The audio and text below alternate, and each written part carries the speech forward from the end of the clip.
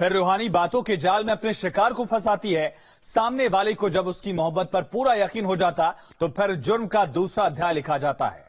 मोहब्बत के झूठे वादे, उन झूठे वादों से अपने शिकार को जाल में फंसाकर उसको ब्लैकमेल करना और फिर अपने शिकार से मोटी रकम वसूलना। हनी ट्रैपिंग के जरिए व्यापारियों को लूटना ही उसका धंधा हुआ करता था। मगर जब गिरोह का खुलासा हुआ तो सामने आया कि लोगों को मोहब्बत के फरेब में फंसाकर लूटने वाले इस गिरोह में कुल 5 किरदार थे, जिनका धंधा बहुत गंदा था। पहले मोहब्बत की मीठी बातें, फिर प्यार का फरेब वाला जाल, हुस्न के जरिए बनाती थी शिकार, फरेबी हसीना का कातिलाना प्रेम जाल, प्यार, खुमार, फिर ब्लैकमेलिंग का खेल।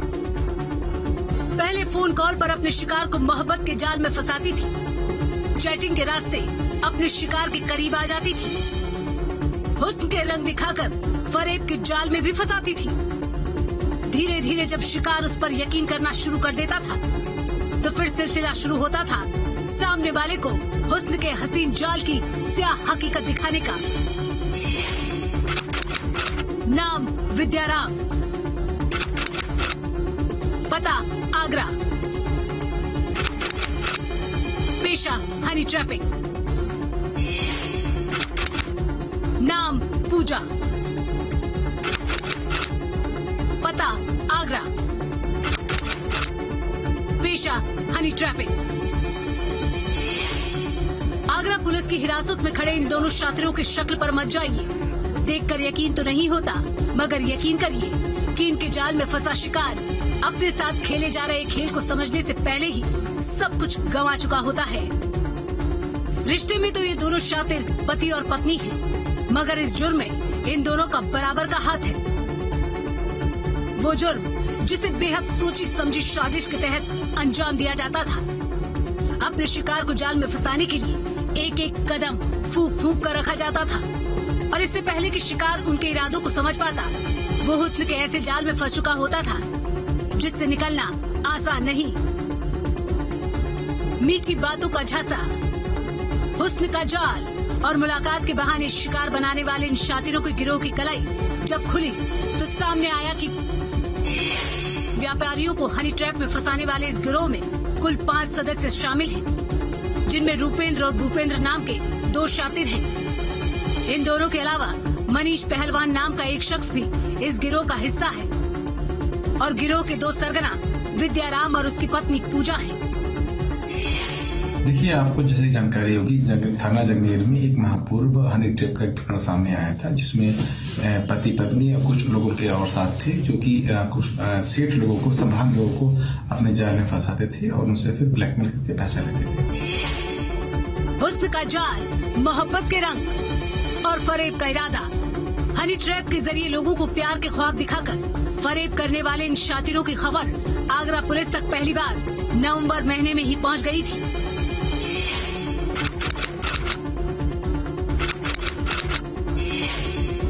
18 नवंबर के रोज आगरा के खैरागढ़ थाने में एक व्यापारी अपने साथ हुए जुर्म की शिकायत लेकर पहुंचा।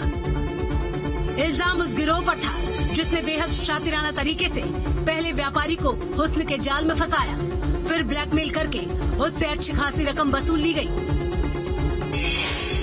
पुलिस ने मामले में तहकीकात शुरू की तो सामने आया कि हनी ट्रैपिंग करने वाले इस गिरोह में 5 सदस्य शामिल हैं। 18 नवंबर को उस गिरोह की शिकायत पहली बार पुलिस तक पहुंची थी। 19 नवंबर को दबिश देकर गिरोह के 2 सदस्य रूपेंद्र और भूपेंद्र को पुलिस ने गिरफ्तार कर लिया। 12 दिसंबर को गिरोह के तीसरे सदस्य मनीष पहलवान ने भी सरेंडर कर दिया, मगर गिरोह के असल सरगना विद्याराम और पूजा अभी भी पुलिस की पकड़ से दूर थे। 5 शातिरों के साथ आगरा का वो गिरोह लोगों को अपने जाल में फंसाता चला आ रहा था। अब तक न जाने कितने लोगों को वो अपने शिकार में फंसाकर लूट चुके थे, मगर 18 नवंबर को उन शातिरों की खबर जब पुलिस तक पहुंची तो धीरे धीरे इस गिरोह का असल चेहरा बेनकाब होना शुरू हो गया। पुलिस तक शिकायत पहुंची तो धीरे धीरे उस गिरोह के एक एक खरीदार के चेहरे से नकाब हटना शुरू हो गया। शिकायत मिलने के 24 घंटे के अंदर ही दबिश के बाद 2 आरोपी सलाखों के पीछे भी पहुंचे। करीब 1 महीने के अंदर ही उनका तीसरा साथी सरेंडर कर देता है, लेकिन गिरोह के असल सरगना यानी कि पति और पत्नी दोनों ही गिरफ्त से अभी बाहर थे।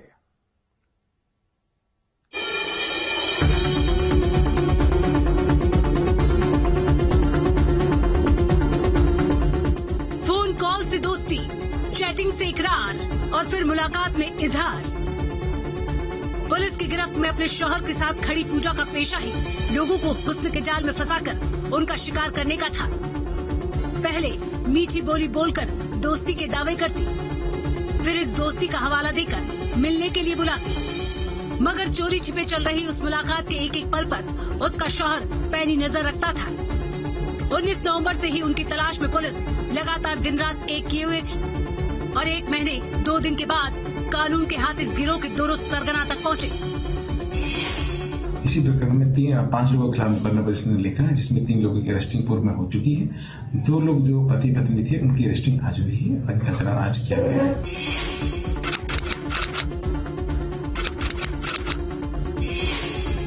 32 दिन की तलाश के बाद गिरोह के सरगना यानी विद्याराम और उसकी पत्नी पूजा पुलिस की हिरासत में पहुंच चुके थे। प्रेम जाल में फंसाकर लोगों को लूटने वाले उन दोनों शिकारियों तक जब कानून का शिकंजा पहुंचा तो इस गिरोह के काम करने के तरीके का भी खुलासा हो गया।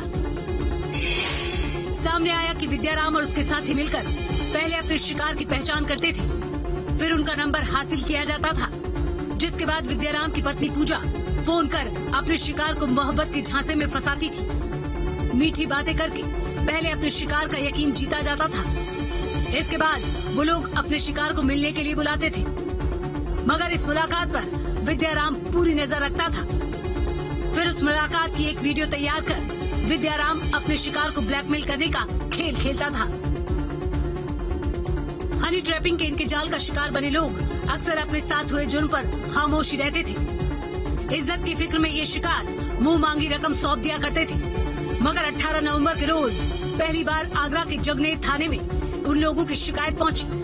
व्यापारी से 5 लाख की डिमांड करने वाले वो शातिर अब गिरफ्तार हो चुके हैं और पुलिस पूछताछ के जरिए इनके बाकी गुनाहों की कड़ियां तलाश कर रही है।